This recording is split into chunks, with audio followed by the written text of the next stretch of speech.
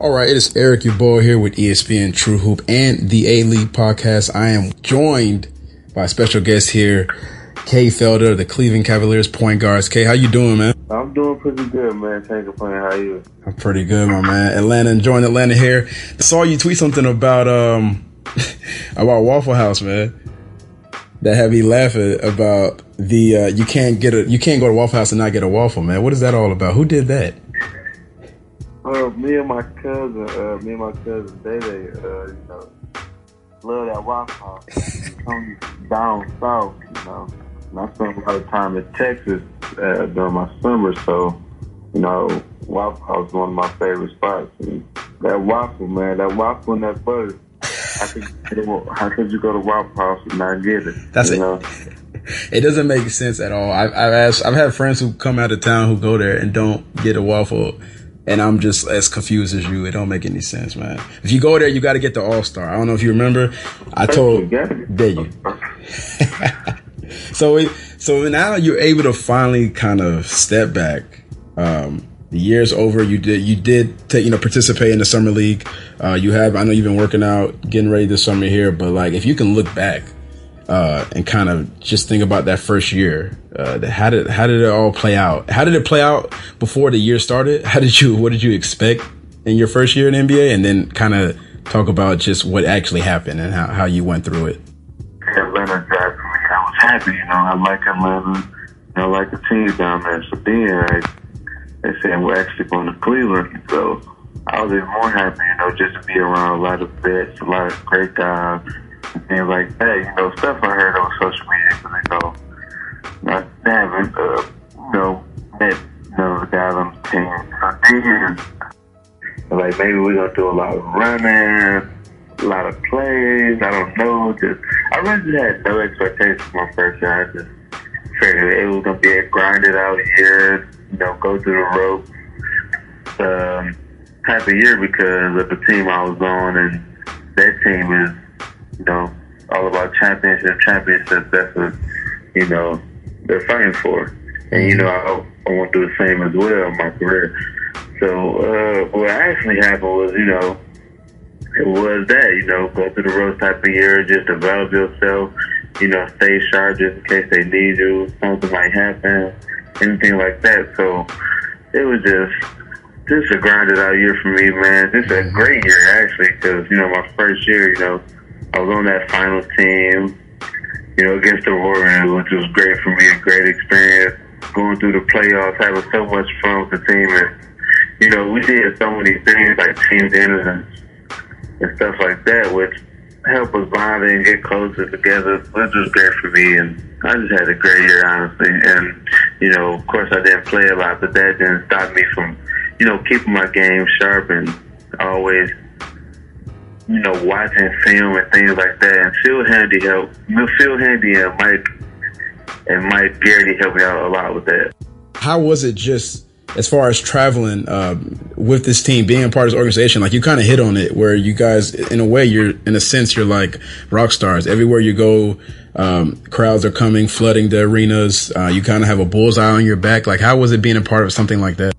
It was a great experience for me, always, because like people say, people is always watching you, but I think that was the case for, travel with those guys and seeing what those guys do. It was just always eyes on them, and everybody loves a winner. That's what that organization is about, winning and building that winning culture. So, yeah, it was just always all eyes on those guys, and I was just happy I could be a part of that. They let me in with an open hand, let me be around them all year. I couldn't thank them enough for that. Yeah.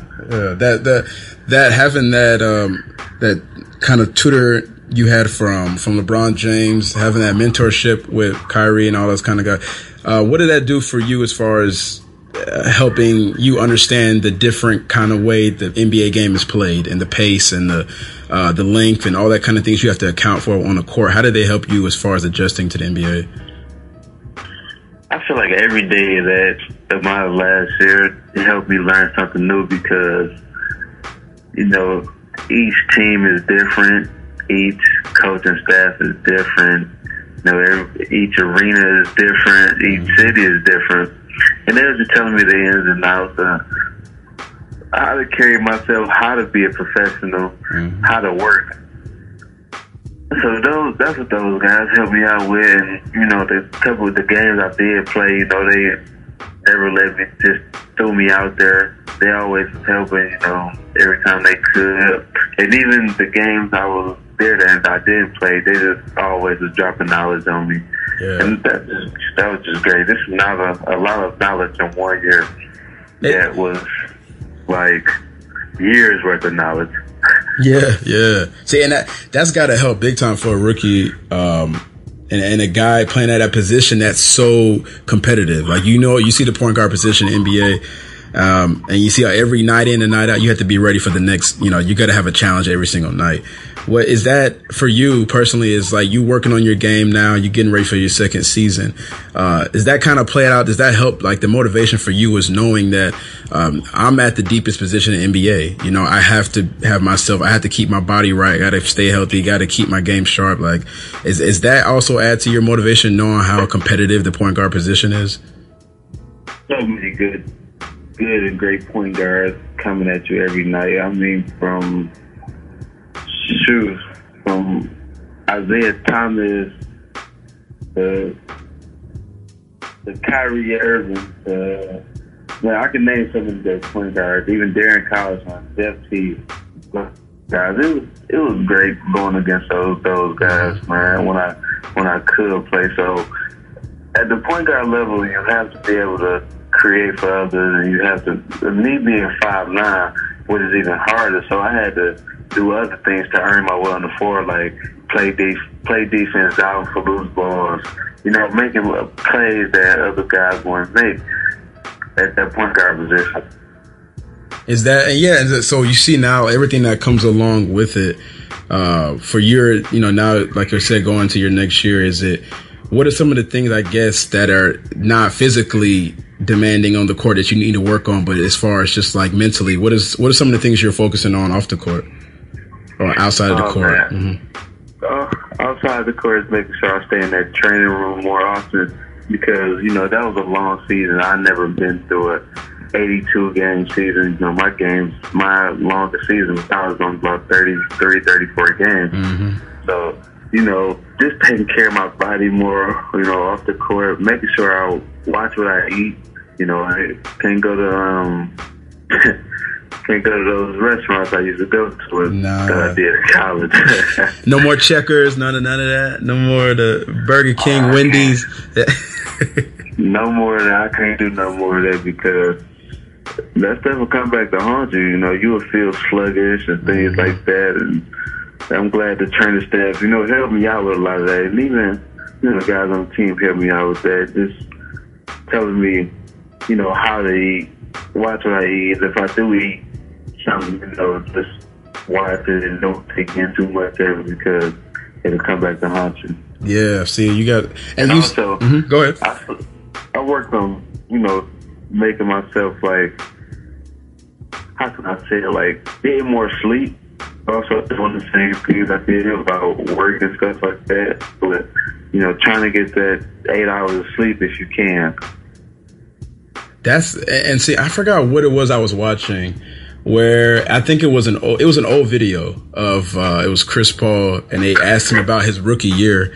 And it was a scene where he woke up and he was like, I think it was like game 40 of the season, and he looked exhausted. Like, they showed him waking up in the hotel room, and he was sitting there at the edge of the bed, and he was like, man, now I realize I'm trying to see how people do it. Like, how do NBA players do it as far as like getting up, the traveling, you feel the body, you feel your body kind of wearing on you.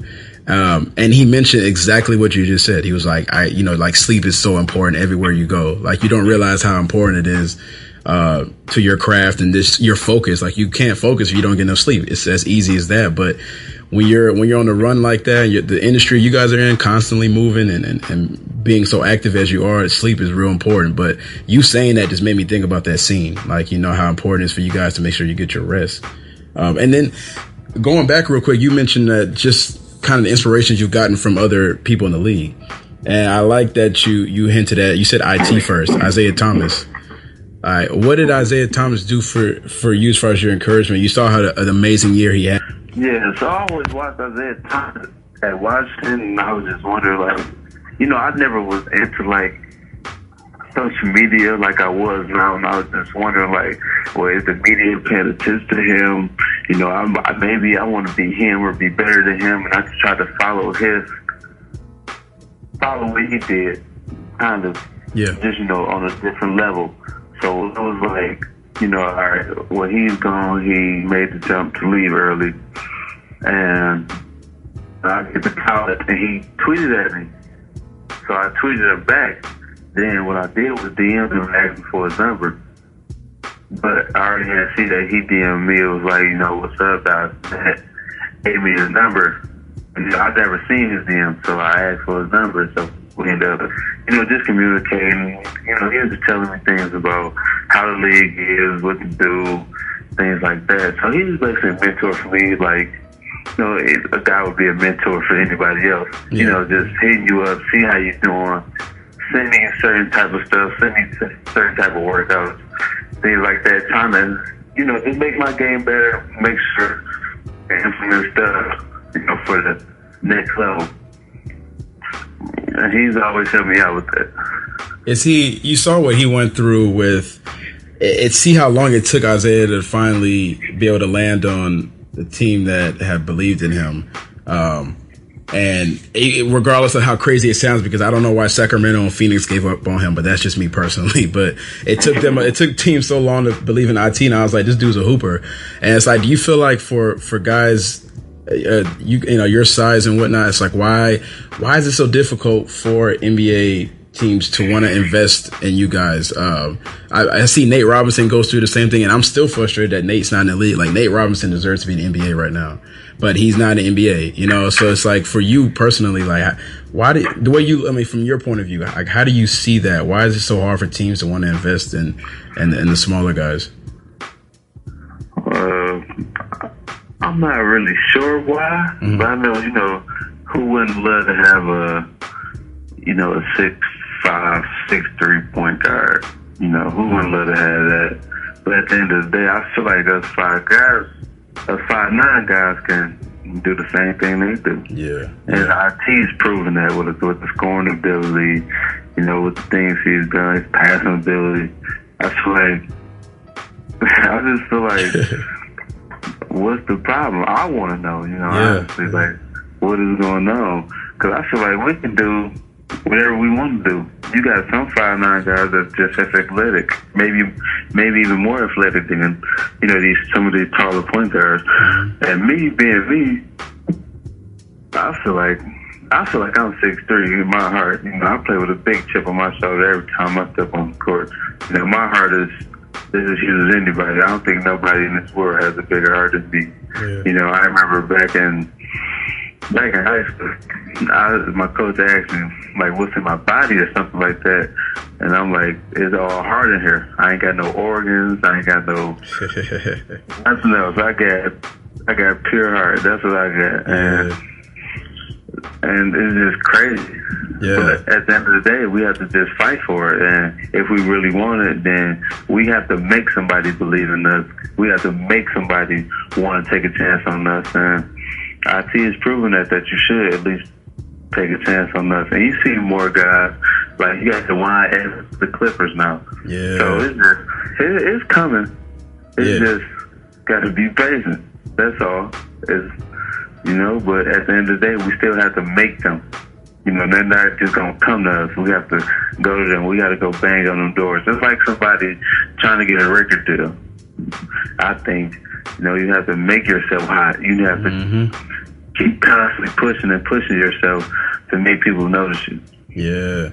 Every day, every game for y'all is like it's a showcase. It's an audition almost. Every single time y'all step on the floor, it's like y'all got to prove this and that I belong here in this league. As frustrating as that is, and it's like I remember it was Jameer Nelson said something back when I was still hooping, and it was just like, I'm a short guy, I'm a little guy, but I'm just not going to be some guy that's going to come in off the bench for you or something, or just score in spurts and then you put me back, or like I can run this team. Like his whole thing was like, I'm gonna prove to y'all that short guys, we can run a squad. Like we're not just here to just, like come off the bench, score 10, 12 points and be happy with, like, no, I can actually run a team and we can go somewhere, make a deep playoff run or something. You know what I mean? Like his whole thing was just like proving that. I think a lot of these organizations just think that a shorter guy can't run a squad and be actually like a key to a franchise. But I feel like what you're saying, I completely agree. I think that's changing over time. And I think that's going to complete the way the game's going. I think that's going to keep changing. I mean, even though Steph's 6'3", he's a slender guy, he's a small guy. He's mastered obviously the shooting, not the most athletic guy, whatever, but that organization took time to like invest in Steph Curry. You know what I mean? Like they actually said, we're going to build around him, and you see how it turned out. So if you actually invest in some of these guys, that have the heart, like you said, have the heart and the skill, and put in that work, then I think it'll come out and, it'll pay dividends. No, definitely. It's all about that work and the confidence. I mean, you can work all day, I understand, but you don't have the confidence that you believe in yourself and that you really can do it, then you won't do it. But if you got that confidence and you got that swagger about yourself, somebody will see it, somebody will notice it, just keep pushing. Yeah. I saw Tyronn Lue say that you guys didn't practice a whole lot this year. It was just a clip I saw that you guys weren't practicing a ton. Maybe because it was a schedule, but how did you feel about that? Like how tough was it not being able to get those reps in, enough practice reps to really showcase yourself? A tough situation for me. Yeah. Kind of. Yeah. Because, like Tyler said, we didn't practice a whole lot. And, getting those reps, you need those reps, not just for showcasing yourself, just a period, because you play basketball and you want to get those basketball reps. Yeah. So that was How is it playing for Coach Lue? What is he like up close? I know behind the scenes. What kind of guy is Tyronn Lue? I like Tyronn Lue. He was a small point guard like myself. Even him, he has things about, what he did as a little guy, trying to get minutes, trying to get playing time. So yeah, he's a good guy to me. I remember when I even got set down to the league for a few games, things like that, he would text me, each and every game and talk to me about what to do and how to do it. So, yeah, he's definitely a helpful guy. He's played in this league. He knows well. So I'm glad he even reached out his hand to help develop me. Yeah. And we even did workouts together. Well, not together, but he managed to work out. What is he said? Did he give you any instruction for your off season and whatnot? Like as far as what he wanted you to focus on? I gotta make sure I can hit that pull-up jumper. I gotta make sure I can check a guy 94 feet. I may play 2 minutes, may play 7 minutes. Whenever I get that chance, just make sure I'm playing deep, making sure I'm running the team the way he wants to, but in my own way. So that way he's comfortable enough with me running that second unit or whenever I'm in the game. And I mean, yeah, you have a guy with that who's been a winner throughout his whole career. Tyronn Lue was always, every time I see him, he played here in Atlanta for us, Atlanta Hawks, he played here.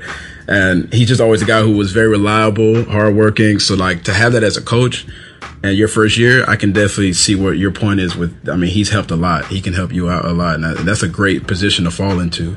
Having Tyronn Lue, yeah, for sure. How is it with during? I mean, I'm sure for you being on the team and but being as a rookie is kind of like you have a more objective view. So when I ask you this, like, how was it seen up close that Warriors-Cavs rivalry? Mm-hmm. Oh man. Witnessing that's I love it. That's basketball. I love it.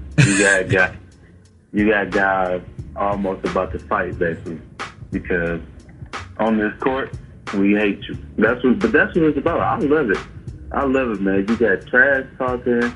You got guys playing real basketball, trying to kill one another. I love it. Yeah. Was that with with Draymond? You have Draymond talking. I know LeBron's talking out there. I know Kyrie's talking. KD's going to be talking. I mean, everybody, Jefferson. I mean, all you guys. How is that?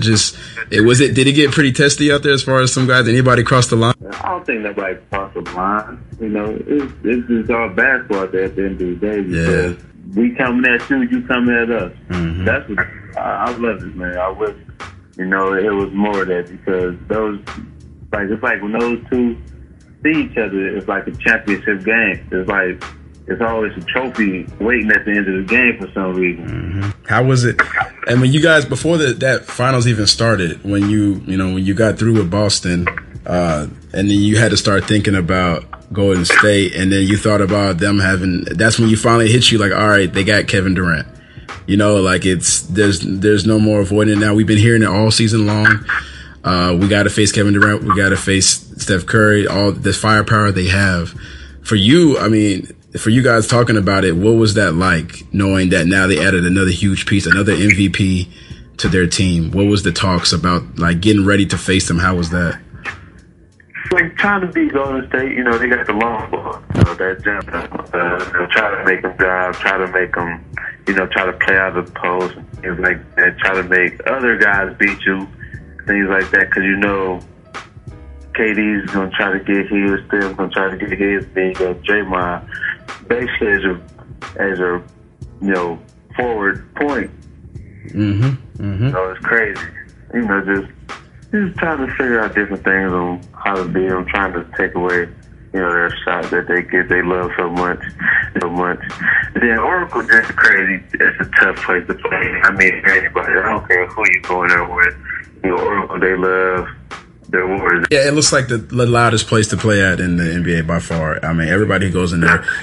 Yeah. I think so. For you right now, man, this summer seems like it's winding down, coming to a close. Are you going to head back to your hometown, Detroit? Yeah, I have a basketball camp this weekend and the backpack giveaway this weekend in my hometown, Detroit. So I'll be heading back Thursday. I'll be in Detroit just to, you know, get some things ready for the camp and, you know, work out for a couple of days there, then go to Cleveland for a couple of days and work out.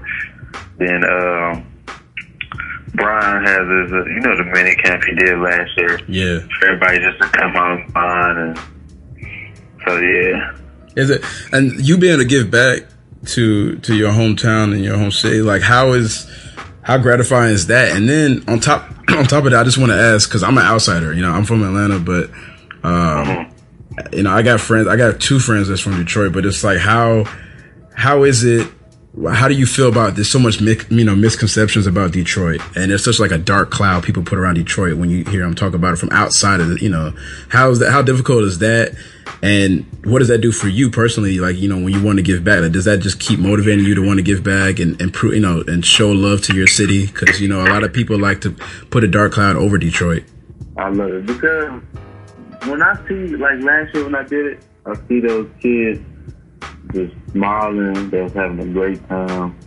You know, it made me emotional because they haven't seen that everybody loves basketball in Detroit. Mm-hmm. You can't go somewhere without nobody loving basketball in Detroit. So it just motivated me to try to do more and things like that. I really wish I could do more, have more time on hand to give back. But I'm happy. This is my second camp coming up.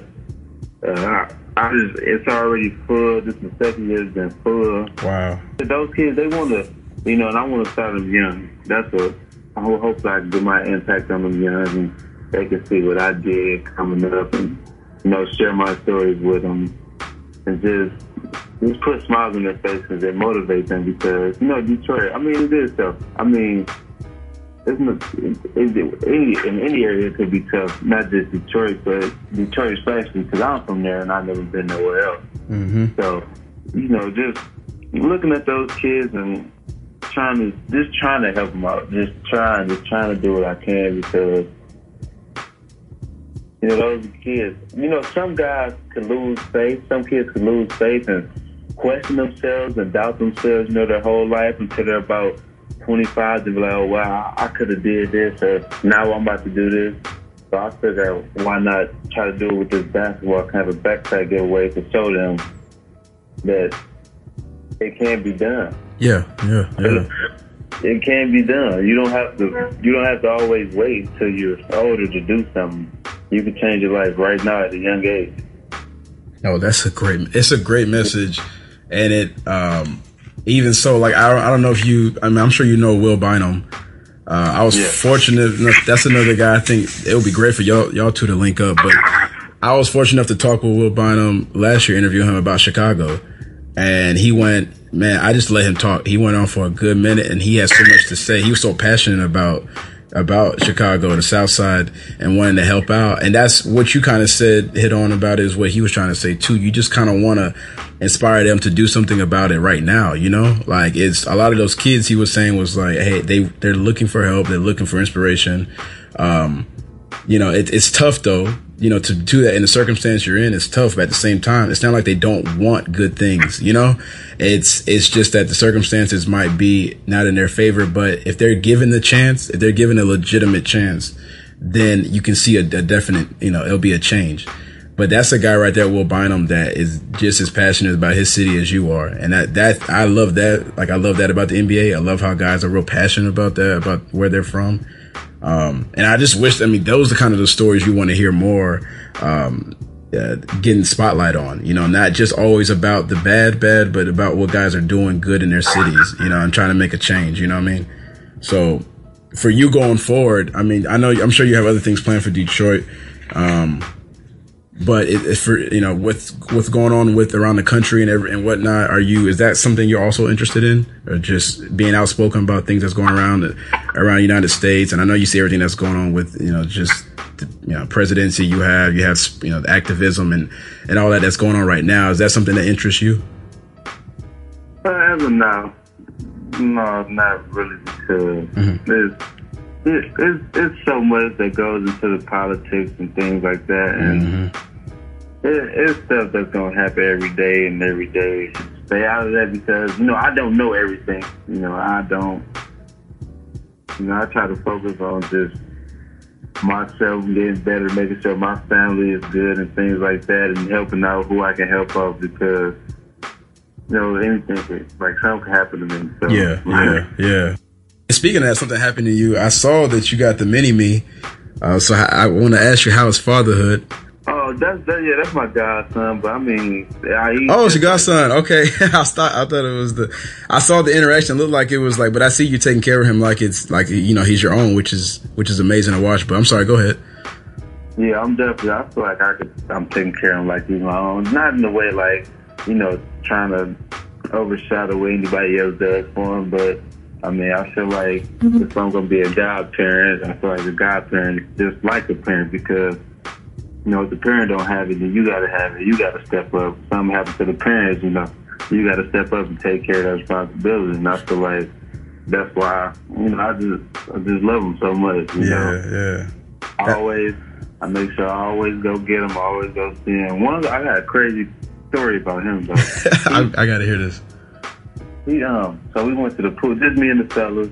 Went to my uncle's crib, and he has a pool out there. So it was just nobody out there, just us and just the fellas. And I was like, all right, let me go get him. So this dude jumps in the pool like he could swim with no floating on, nothing. Just jumps in the pool. Man, it's the scary thing I ever seen and witnessed. But at the same time, you know, he ain't got no fear. How old is he? Fear, that's what I love. I ain't got no fear either. How old is little man? He just turned 2. Yeah, Jesus. Just turned 2. And he already diving like Michael Phelps in the water. He don't even care what the outcome is. You're right though. You gotta kind of like it. Like, he shows you, like, I'm not scared of nothing. Definitely. So is he getting you ready for fatherhood then? Or that's getting you a little prepared for the future? Yeah. Or is that? Yeah, definitely getting me prepared and things like that. Yeah. So, I love it though. I love it, honestly. Yeah. So now, I usually ask everybody I speak with, as far as like, hey, what are you watching right now? What on TV is keeping your attention? What kind of shows did you have to watch? You can't miss it. You got a couple of shows that you're watching? I'm watching Power, Survivor's Remorse, Ballers, Yeah, that's what I'm watching, man. Speaking of power, I can't believe they killed Raina. Oh yeah. That's another thing. They don't mind killing nobody else. they so reckless. They don't mind killing nobody else. I'm sorry, man. Who really needed to go was Tariq. I don't care. Nobody says. I'm tired of Tariq because all he do is play video games, complain, and drink lean and whatever he drinking. I really am sick of Tariq on that show, but they gonna keep him, I think, only but so much longer. I don't know how long, but he can't be on there for too long because when Raina died, I said, yeah, this ain't right. Something is going wrong now. We expect her to get killed. I think that's why they killed her off. Yeah, true. That's it. You got to kind of keep us on our toes, and they're good at that. I always hear Game of Thrones is good at that. I don't watch Game of Thrones, but I always hear they'll kill people off with the quickness. They don't even think twice. So those are kind of the shows. That's what you want to have. And lastly, though, let me ask you about your music, man. What artists that you have to listen to? You know, I have to listen to Lil Wayne, Jeezy, those two. Oh, and then NBA YoungBoy. Those three like my top. You know, I listen to just about everybody, but those three right there is my top. Who's the last one? I gotta check him out. Who's the last one? NBA YoungBoy. I gotta check. Oh, I heard about him. I saw a freestyle he did like not too long ago. That was pretty dope. So I know. I keep hearing about this kid. I guess I gotta really give him a listen, man, because everybody keeps telling me that he's pretty nice. Where's he from? He's from Baton Rouge, Louisiana. Okay. Yeah, I'm gonna give him a try then. See, I'm listening. Say it again. He only 17. He only 17. But he rap like he about 25. Seriously. Hey, you know who I'm listening to that's like that? This little dude named TK. Yeah, I heard of him. He's 17 years old. And he rap like he just angry. Dude, just angry all the time. Every song I listen to, I'm like, yo, what happened to you? But I'm still bumping it like... Definitely. It's like Chief Keef all over again. But him, so far I've been listening to this week. Some people, I'm going to tell you to check out A$AP Ferg's album that just dropped. Dave East got that Paranoid. He just dropped. Yeah. And then I've been listening to Cousin Stiz too, like more lately. I just got on Cousin Stiz like a couple weeks ago. I was like, yo, this dude's pretty nice too. So those are like a couple that I'll throw out there for you that I'm listening to. Outside of the norm, because usually I'm always, Kendrick, and I got Mick Jenkins and Saba. I got different guys I listen to, but these three I've been like, and Ferg I've always listened to Ferg, but like I really like this album from him. But those are just a couple of the musical tastes, man. Look, I'm gonna let you get back to your vacation, and enjoy Jamaica, my man. And I really appreciate you for joining me on the show, man. No problem. Thank you a lot. All right. Take care, man. All right.